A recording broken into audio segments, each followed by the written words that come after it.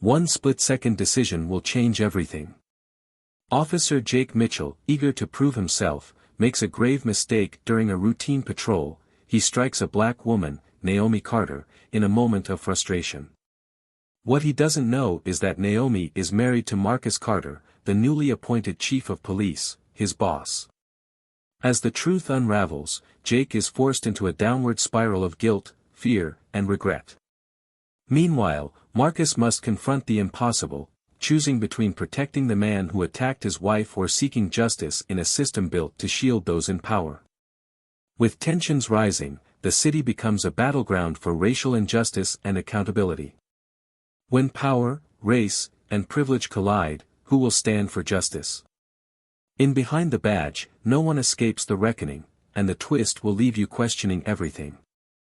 Naomi Carter hummed softly to herself as she stood by the stove, flipping pancakes with a graceful flick of her wrist. The smell of freshly brewed coffee filled the small kitchen, mingling with the sizzle of eggs in the pan. Behind her, Marcus sat at the table, buried in a stack of paperwork. His crisp white shirt and tie, though casual for a chief of police, still made him look authoritative, the weight of his new role evident in the lines on his face. "Don't forget, you've got that meeting with the city council today," Naomi reminded, setting a plate of pancakes in front of him. Marcus glanced up, his tired eyes softening.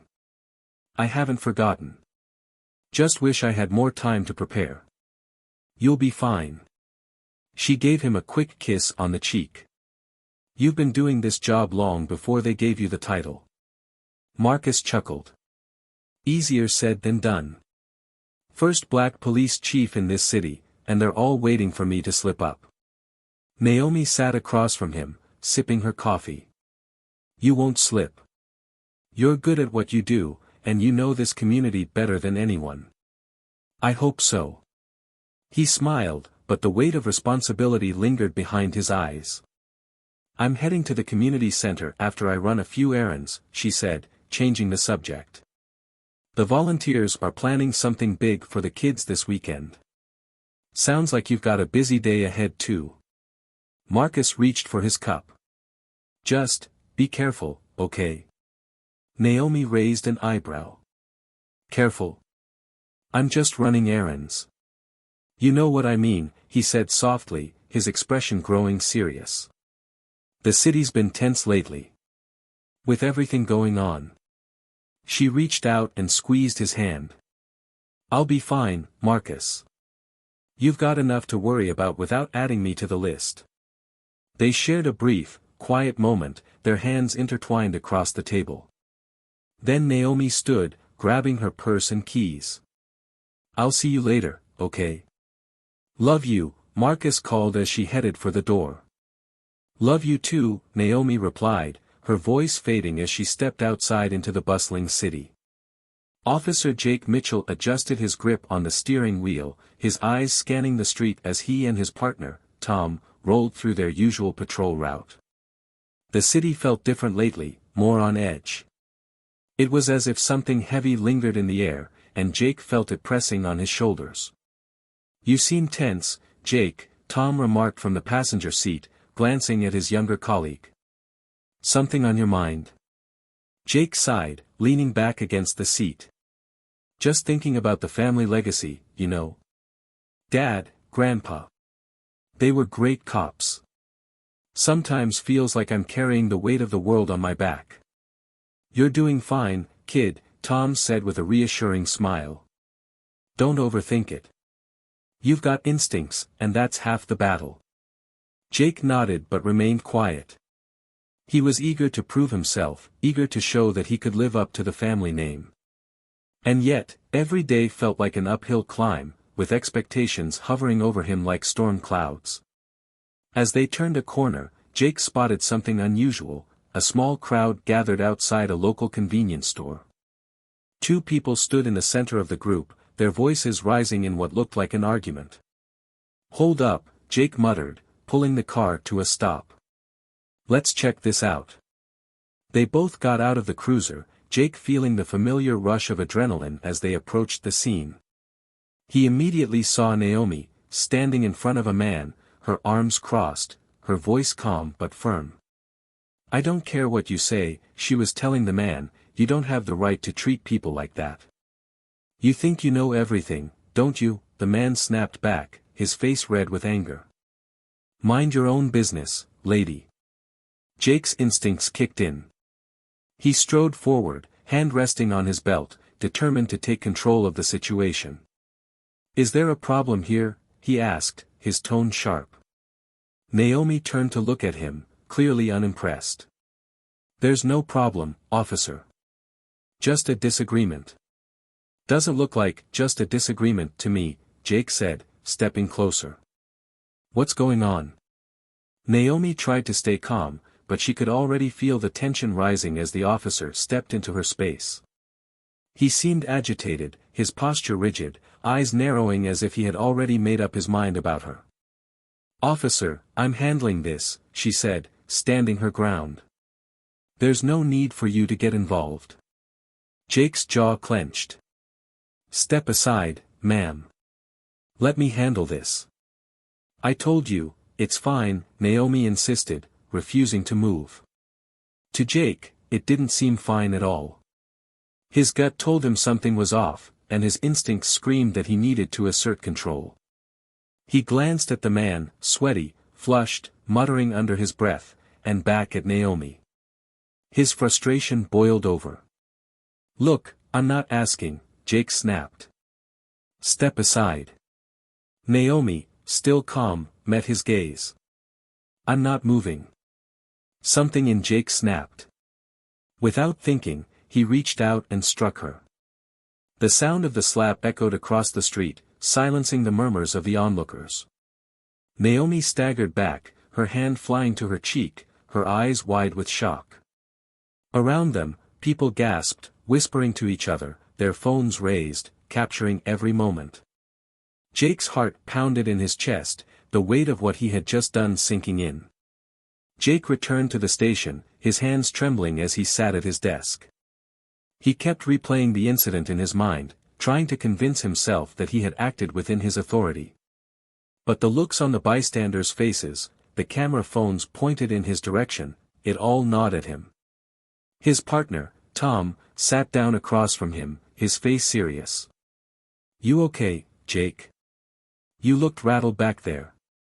Jake shook his head, unable to form the words. I don't know. Maybe I overreacted." "You think?" Tom raised an eyebrow. "You just hit a woman in broad daylight, man." "I didn't mean to," Jake mumbled, running a hand through his hair. "It just happened." Meanwhile, Naomi had returned home, her face still stinging from the impact. She barely registered her surroundings as she walked inside, her mind replaying the moment over and over. She couldn't believe what had happened, that an officer had struck her, and for what. She was sitting on the couch, numb, when Marcus walked through the door. His smile faded the moment he saw her face. "Naomi, what happened?" His voice was sharp with concern, rushing to her side. Naomi took a deep breath, trying to steady herself. I was at the store, and this cop. He hit me, Marcus. He just hit me." Marcus froze, the words settling over him like a heavy weight. His mind raced with questions, but his first thought was anger. "A cop? Did you get his name?" "I didn't have time," Naomi said quietly, looking away. "People were recording. I don't know what to do." Marcus stood, his fists clenching and unclenching. "We'll figure this out, Naomi. But we're not letting this go." The next morning, Marcus sat in his office, staring at a stack of reports from the previous day. He had barely slept, his mind consumed with thoughts of what had happened to Naomi. He knew he had to act, but as chief of police, his hands were tied by procedures, investigations, and bureaucracy. He opened the top file and began reading. His eyes skimmed over the details of a minor altercation outside a local store, a woman arguing with a man, an officer stepping in to de-escalate the situation. But as he read further, his heart dropped. The officer was Jake Mitchell. The woman involved, Naomi Carter. Marcus felt the world tilt beneath him as rage surged through his veins. His own officer had struck his wife. For a long moment, he sat frozen, staring at the page, unable to comprehend how this had happened. How could one of his men do this? How had it come to this? But one thing was clear, Jake Mitchell had no idea what he had done. And Marcus was going to make sure he found out.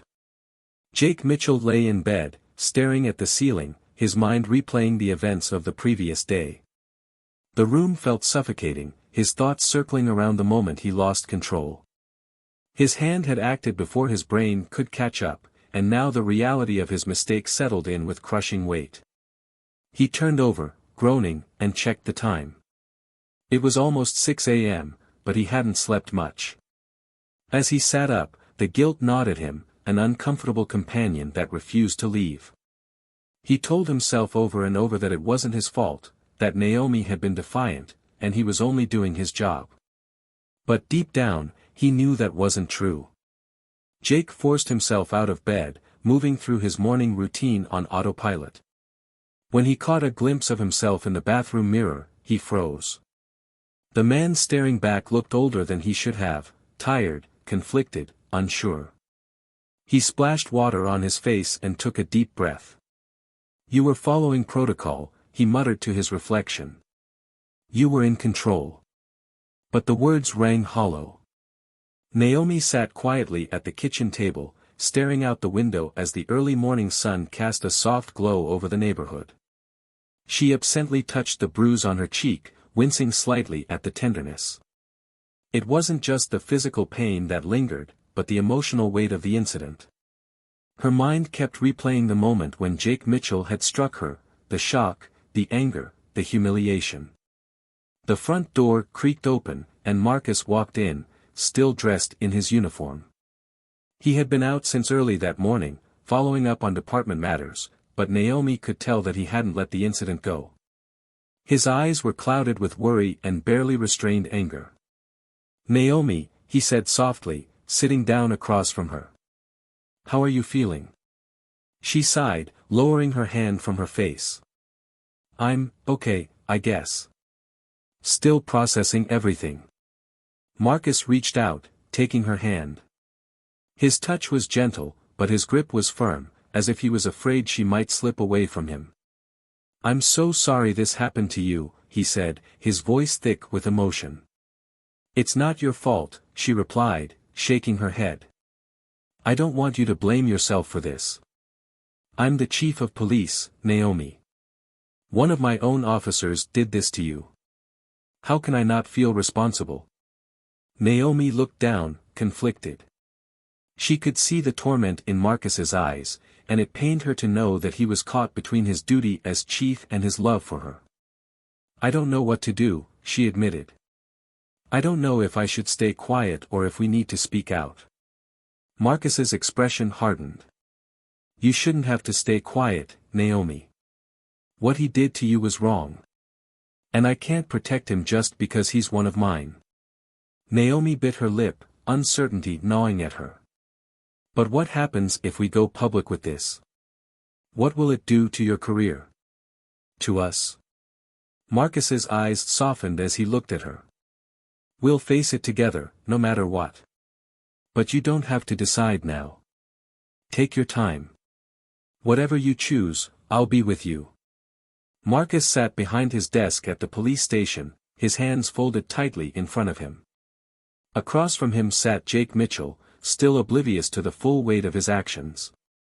The younger officer sat stiffly in the chair, his face a mask of indifference, though Marcus could sense a flicker of uncertainty behind his blue eyes. "So," Marcus began, keeping his voice even, "I reviewed the report from yesterday's incident. You said there was an altercation between a woman and a civilian outside a store." Jake nodded.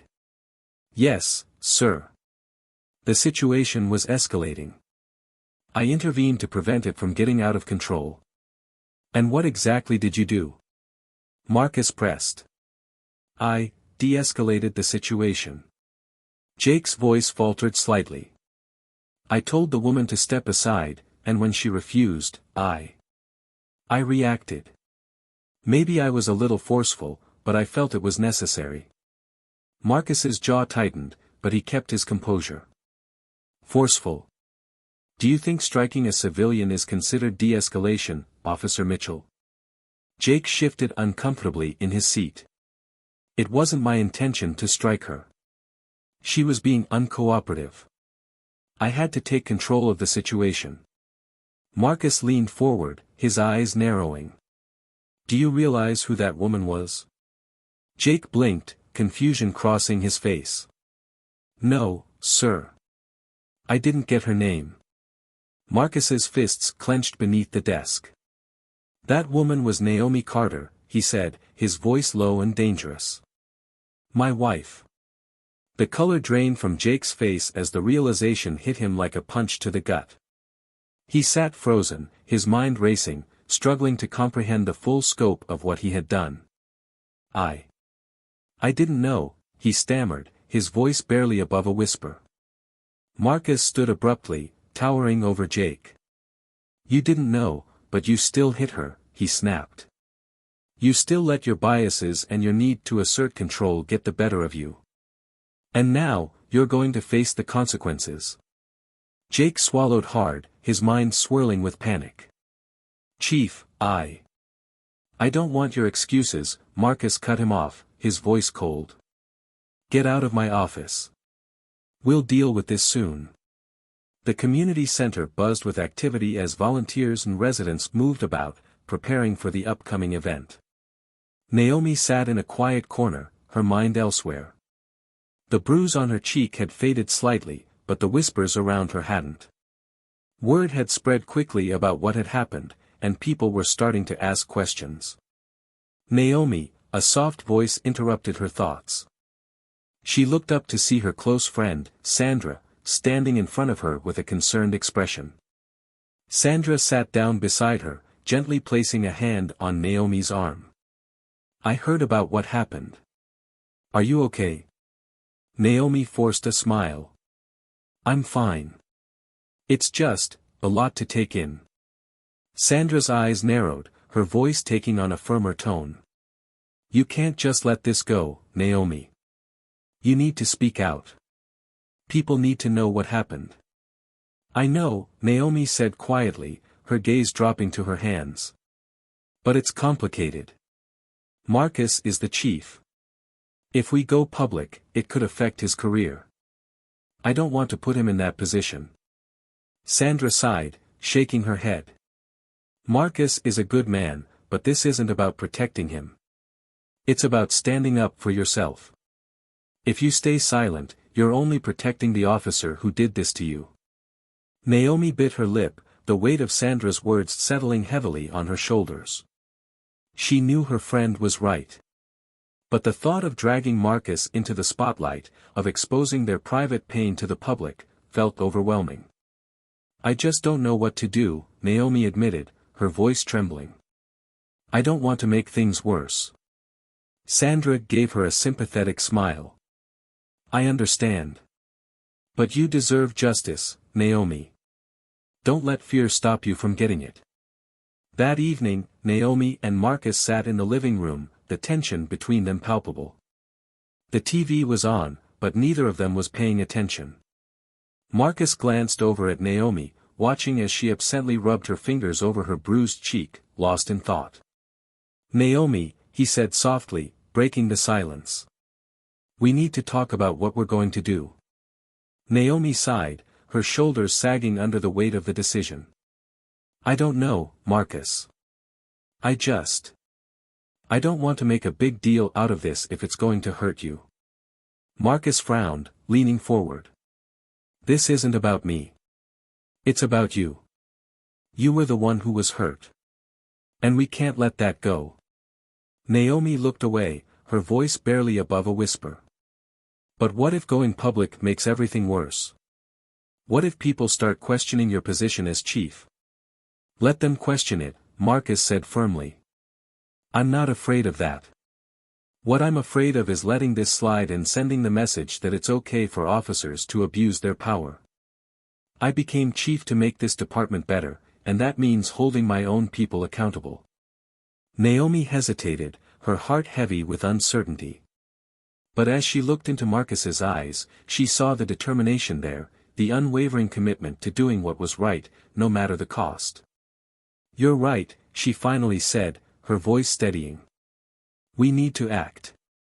We need to file the complaint." Marcus reached over, taking her hand in his. "We'll do this together, Naomi.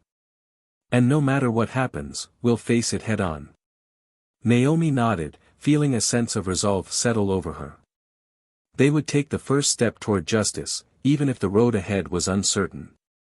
Naomi stood in front of the police station, her heart pounding in her chest as she glanced at Marcus beside her. His face was stern, but she could feel the tension radiating from him. This was the moment they had decided on together, but now that it was here, the weight of it all felt overwhelming. "We don't have to do this today if you're not ready," Marcus said quietly, noticing her hesitation. Naomi shook her head. "No, we need to. I need to." They walked inside together, the cold, sterile atmosphere of the station wrapping around them. Eyes followed them as they made their way to the front desk, and Naomi could feel the unspoken questions hanging in the air. She felt exposed, like every step they took brought them closer to something irreversible. The clerk at the front desk raised an eyebrow as they approached. "Chief Carter, Mrs. Carter," he greeted, clearly surprised to see them together. "What can I do for you?" Naomi's throat felt dry, but she forced herself to speak. "I'd like to file a formal complaint. Against Officer Jake Mitchell." The clerk's eyes widened slightly, but he quickly masked his reaction and nodded. "Right away, Mrs. Carter." He handed her the necessary forms. As Naomi filled out the paperwork, Marcus stood by her side, his expression unreadable. She could feel the eyes of the station staff on them, the whispers starting to spread. But she pushed forward, signing her name at the bottom of the form with a steady hand. "Here," she said, handing the form back to the clerk. "I'm officially filing this complaint." The clerk took the papers, glancing nervously between Naomi and Marcus. "Thank you, Mrs. Carter. We'll make sure it's processed immediately." As they turned to leave, Marcus put a hand on Naomi's back, a silent gesture of support. The station felt colder than ever, and Naomi could sense that things were about to change, both for her and for Marcus's department. It didn't take long for the news to spread. By the next morning, reporters were already gathered outside the police station, their cameras trained on the doors. Naomi and Marcus had tried to keep the situation quiet, but as soon as someone from inside leaked the story, the media frenzy began. "Are you ready for this?" Marcus asked as he adjusted his jacket, glancing at Naomi. They were parked a block away from the station, trying to gather their nerves before stepping into the spotlight. "I don't think anyone is ever ready for something like this," Naomi replied, her voice steady despite the anxiety swirling in her chest.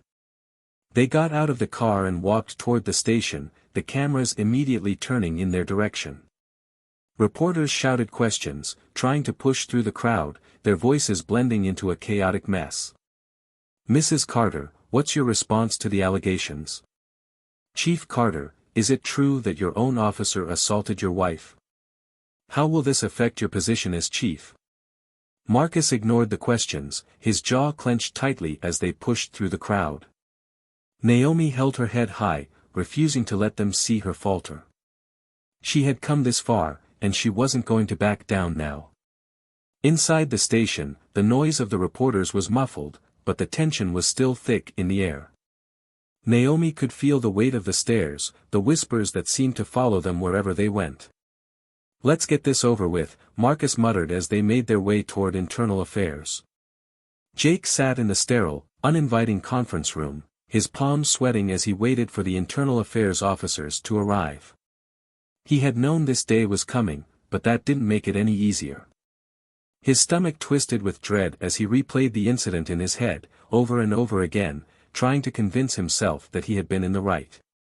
The door opened, and two officers from Internal Affairs walked in, followed by Marcus. Jake's heart dropped into his stomach as Marcus locked eyes with him, the chief's expression cold and unreadable. Jake had hoped Marcus wouldn't be involved in this, but now that hope had been dashed. Officer Mitchell, one of the internal affairs officers said, sitting down across from him. "We're here to discuss the complaint that's been filed against you." Jake swallowed hard, nodding. "Yes, sir. We've reviewed the report from the incident, as well as the footage from bystanders," the officer continued, his tone professional but clipped. "What we need from you is your side of the story. Why did you feel the need to strike Mrs. Carter?" Jake's mouth felt dry, and his mind raced for a way to explain. I thought she was escalating the situation," he stammered. "She refused to comply with my orders, and I acted on instinct. It wasn't meant to." Marcus cut him off, his voice icy. "You hit my wife, Mitchell. Do you understand the gravity of what you did?" Jake's stomach churned as he nodded, unable to meet Marcus's gaze. "I didn't know who she was," he whispered, his voice barely audible. "I didn't know." "That doesn't excuse your actions," Marcus said, his voice low and controlled. "You let your biases control your decision-making, and now you're going to face the consequences." The weight of Marcus's words pressed down on Jake's chest, suffocating him. He had thought he could talk his way out of this, that he could explain it away as a mistake, but the truth was staring him in the face now, undeniable. The internal affairs officer cleared his throat, breaking the tense silence. "We'll be conducting a thorough investigation into this matter. You're suspended until further notice." Jake nodded numbly, his mind spinning. Suspended. It was the beginning of the end for him, and he knew it. The community center buzzed with tension as leaders and residents gathered to discuss the recent events. The air was thick with anger and frustration, and Naomi could feel the energy shift the moment she walked in. "Naomi," Sandra called, waving her over. "We're about to start. Everyone's waiting." Naomi nodded and made her way to the front of the room, her heart pounding in her chest. She hadn't expected this many people to show up, but it seemed like the entire community had come together, demanding justice. As Naomi stood before them, the room fell silent, all eyes on her. She could see the anger in their faces, the hurt, the disappointment. They were all looking to her for guidance, for answers, and she wasn't sure if she had any to give. "We're tired," Naomi, one of the leaders spoke up, his voice filled with frustration. "Tired of being treated like we don't matter. This isn't just about you, this is about all of us. What are you going to do about it?" Naomi swallowed hard, her mind racing. She hadn't asked for this, but now it was her responsibility to stand up, not just for herself, but for everyone in the room. "I hear you," she began, her voice steadied despite the emotions swirling inside her. "And I agree with you. What happened to me isn't just about me, it's about the way we're treated, the way we've always been treated. But I can't do this alone. I need all of you with me if we're going to make a change." The room erupted in applause, the energy shifting from anger to determination. Naomi felt a surge of hope, knowing that she wasn't in this fight alone. Jake sat in his apartment, staring at the blank piece of paper in front of him. He had been trying to write this letter for hours, but every time he started, the words fell flat. What could he possibly say that would make any of this better? He had ruined everything. His career, his reputation, everything was falling apart, and it was all his fault. Finally, with a deep breath, Jake picked up the pen and started writing. "Chief Carter. I know there's nothing I can say that will make up for what I did. I was wrong. I let my own biases get the better of me, and in that moment, I failed you, your wife, and the community I'm supposed to protect. I'm not asking for forgiveness, but I need you to know that I'm truly sorry. I don't know if I deserve another chance, but if there's any way I can make this right, I'll do whatever it takes. Sincerely. Jake Mitchell." Jake stared at the words, his heart heavy with regret. It wasn't enough, it would never be enough, but it was all he had. Naomi sat next to Marcus in the front row of the Internal Affairs hearing room. The space was sterile, the walls pale and lifeless, but the tension in the air was palpable. A table stood at the center where Jake Mitchell sat, looking smaller than ever in his crisp uniform, his eyes trained on the floor. Marcus's hand rested on Naomi's, a subtle gesture of solidarity. The hearing had been long anticipated, and Naomi's heart pounded in her chest. She had prepared herself for this moment, but now that it had arrived, the weight of it felt overwhelming. The lead investigator, Captain Owens, stood and cleared his throat. "We've reviewed all the evidence, including video footage and witness statements," he said. His voice was calm, professional. "Officer Mitchell, you're here today to respond to the formal complaint of misconduct. Do you have anything to say in your defense?" Jake looked up, his eyes locking briefly with Marcus before he turned to Naomi. His face was pale, and his voice cracked when he finally spoke. I'm sorry. I know that doesn't fix what I did, but I need you to know that I never meant to hurt anyone. I was wrong. I lost control." Naomi felt Marcus's grip tighten on her hand, but she remained silent, her gaze steady as she met Jake's eyes. The room fell quiet, and the weight of Jake's words hung in the air. "I'll accept whatever decision you make," Jake continued, his voice strained. "But I'm asking for a chance to make things right." Captain Owens nodded, though his expression remained stoic. "The department takes these matters very seriously, Officer Mitchell. Given the severity of the incident and the clear violation of protocol, we will now determine the appropriate course of action." Naomi's breath caught in her throat as Owens sat down. She glanced at Marcus, who remained outwardly calm, though she could see the storm of emotions brewing beneath the surface. They had been waiting for this moment of accountability, and now they were on the cusp of it. The protests outside the police station had started small, but as the hearing progressed, the crowd grew. By the time Naomi and Marcus stepped outside, the streets were filled with angry voices calling for justice. Signs bobbed above the crowd, many bearing Naomi's face alongside slogans demanding accountability. Naomi stood at the station's entrance, taking it all in. She had never expected this, her face plastered across the media, her name chanted by strangers. The air buzzed with the energy of the protest, but it left her feeling both powerful and exposed. "Naomi, over here." A reporter's voice cut through the noise, followed by the flash of a camera. "Mrs. Carter, do you think the department will fire Officer Mitchell?" another reporter asked, thrusting a microphone toward her. Marcus stepped forward, placing himself between Naomi and the throng of reporters. "We're not making any statements right now," he said firmly, guiding Naomi toward their car. As they navigated through the crowd, Naomi's mind raced. She hadn't expected the public to rally behind her in such a way. It was empowering to see people demanding change, but it also added a new layer of pressure. She could feel the weight of their expectations pressing down on her. "They're looking to you now," Marcus said as they climbed into the car, his voice quiet.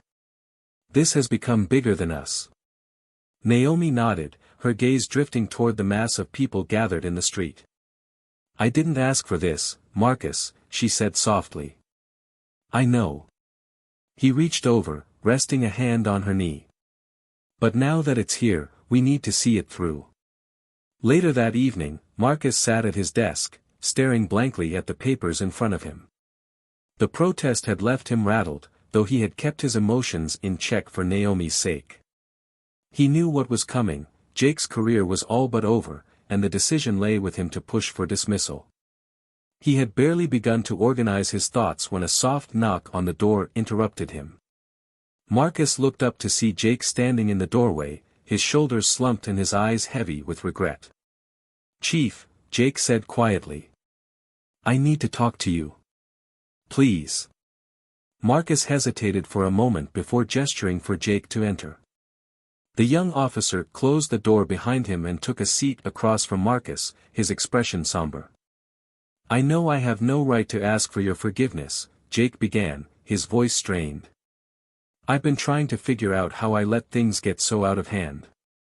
I can't undo what I did, but I need you to know that I'm truly sorry. I was wrong. Marcus leaned back in his chair, folding his arms across his chest. Sorry doesn't change what happened, Jake. You crossed a line that never should have been crossed. And now you want me to forgive you? I don't expect you to forgive me, Jake replied, his gaze dropping to his hands. I don't know what else to do. There was a long silence between them, heavy with unspoken tension. Marcus could see the sincerity in Jake's eyes, the remorse that had clearly been eating away at him. But it wasn't enough. Not after what he had done to Naomi. You're a good officer, Jake, Marcus said finally, his voice low. But being good isn't enough when you let your biases and your anger dictate your actions. You let the uniform give you a sense of power that you abused. Jake nodded, tears welling in his eyes. I know, Chief. I know. I wish I could take it back. Marcus sighed, the weight of his responsibility pressing down on him. He didn't want to be the one to destroy Jake's career, but he couldn't let this go without consequence. Whatever happens next, Marcus said quietly, you need to face it. You need to own what you did, not just to Naomi, but to yourself. Jake wiped his eyes and nodded again. I will, Chief. I will.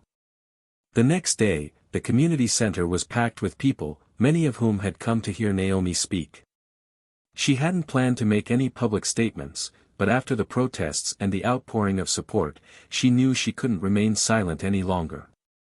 Standing at the front of the room, Naomi felt a surge of anxiety rise in her chest.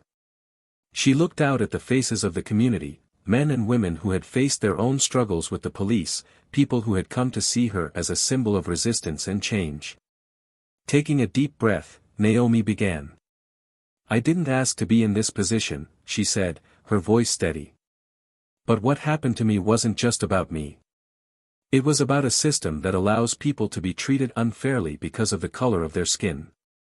And it's about holding people accountable when they abuse the power they've been given. The crowd was silent, hanging on her every word. Naomi could feel the tension in the room, the desire for justice and change simmering beneath the surface. I believe in forgiveness, Naomi continued, her gaze sweeping across the room. But forgiveness doesn't mean ignoring the need for accountability. Officer Mitchell made a mistake, a serious one. And he needs to face the consequences of that mistake. But we also need to look at the bigger picture. This isn't just about one officer. It's about a system that needs to be reformed, and we all have a part to play in that. There was a murmur of agreement from the crowd, and Naomi felt a sense of empowerment wash over her. She had spoken her truth, and the people had heard her. It was late in the afternoon when Marcus sat down with the review board. The decision regarding Jake's fate was in their hands, but Marcus's recommendation carried significant weight. He had spent hours deliberating, replaying the events in his mind, considering both the personal and professional ramifications. The room was quiet as the board members waited for Marcus to speak. Officer Jake Mitchell violated the trust placed in him as a law enforcement officer, Marcus began, his voice measured and calm. His actions on that day were inexcusable, and they've shaken the community's faith in this department. He paused, taking a deep breath before continuing. However, I believe in redemption. I believe that people can learn from their mistakes and grow. Officer Mitchell has shown genuine remorse, and while that doesn't erase what he did, it does show that he's willing to take responsibility. Marcus looked around the room, meeting the eyes of each board member. My recommendation is that Officer Mitchell be dismissed from the department. This is not a decision I make lightly, but it's necessary to uphold the integrity of our force and to ensure that justice is served. The board members exchanged glances, and after a moment, the lead member nodded. Thank you, Chief Carter.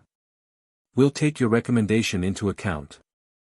Marcus stood, his heart heavy with the weight of the decision. He had done what was necessary, but it didn't feel like a victory. There was no joy in this kind of justice, only the hope that it would lead to something better. Jake Mitchell stood in the empty police station, his hands trembling as he packed the last of his belongings into a worn cardboard box. The desk he had once seen as his badge of honor was now stripped bare, the memories of the years he had served the department reduced to a few framed photographs and knickknacks. His uniform hung loose on his frame as if it no longer belonged to him. As he lifted the box, his thoughts raced. The official decision had come down earlier that morning. Jake was dismissed, his career as a police officer over. He had tried to prepare himself for this outcome, but the finality of it weighed on him like a crushing force. Jake. He turned to see Tom, his former partner, standing in the doorway. Tom's expression was unreadable, though there was a hint of sympathy in his eyes. "Hey," Jake mumbled, his voice hoarse. Tom stepped into the room, glancing around at the empty desk. "This place won't be the same without you." Jake gave a bitter laugh. "Not sure that's a bad thing." For a moment, neither of them spoke. The tension between them was thick, the weight of everything that had transpired hanging over their heads like a dark cloud. "I'm sorry, Jake," Tom said quietly. "I wish things had gone differently."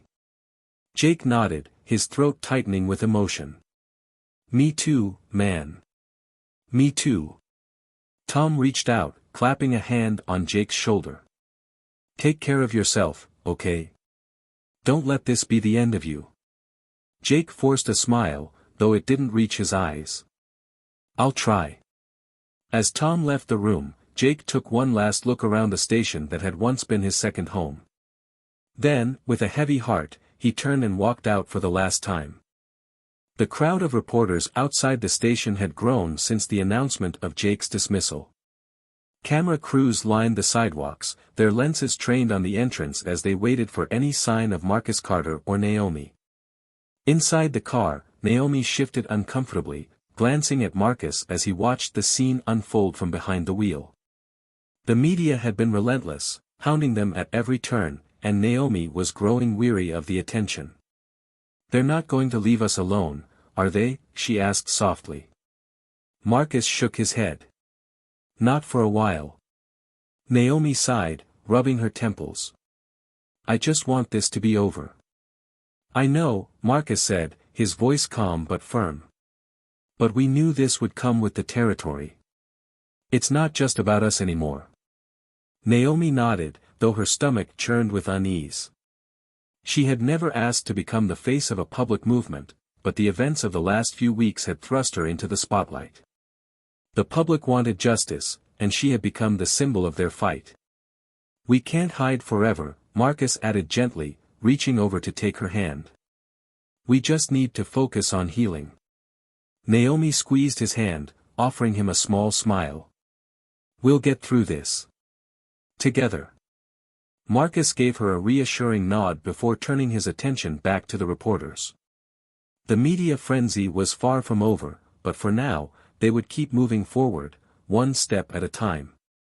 Back at home, Naomi and Marcus sat in the living room, the soft glow of the evening sun casting a warm light over the room. The house, once a place of tension and unspoken emotions, now felt like a sanctuary, a refuge where they could finally breathe.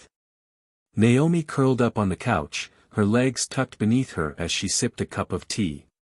Marcus sat beside her, his arm draped over the back of the couch, watching her with a quiet sense of peace.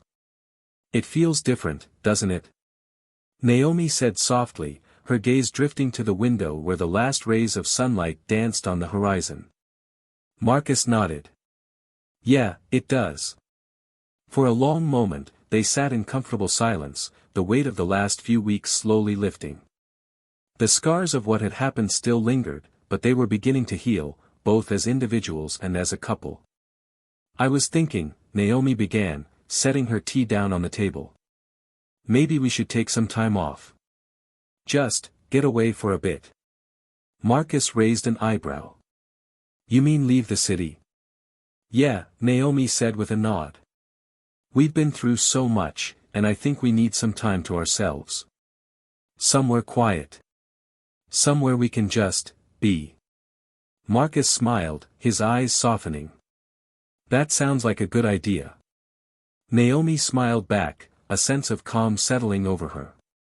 For the first time in what felt like forever, she could see a future that wasn't clouded by fear and uncertainty. They were healing, and they were doing it together. A few weeks later, the community center was buzzing with activity. Naomi stood at the front of the room, her hands clasped in front of her as she prepared to speak. The event was focused on police reform and racial justice, and the room was filled with familiar faces, community leaders, activists, and residents who had been impacted by the recent events. As Marcus stood beside her, Naomi took a deep breath and began. "Thank you all for being here today," she said, her voice steady. "Over the past few weeks, we've been through a lot as a community. We've seen the worst of what can happen when the people who are supposed to protect us abuse their power. But we've also seen the best of what happens when we come together to demand change." There was a murmur of agreement from the crowd, and Naomi felt a surge of energy as she continued. "This isn't just about one incident. It's about the bigger picture. It's about making sure that no one in our community ever has to go through what I went through. And it's about holding people accountable when they violate that trust." Marcus nodded beside her, his presence a quiet but powerful reminder of their shared commitment to justice. "We have a lot of work ahead of us," Naomi said, her voice rising with conviction. "But I believe that we can make a difference.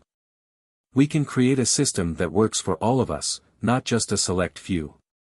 And together, we'll make sure that justice isn't just an idea, it's a reality."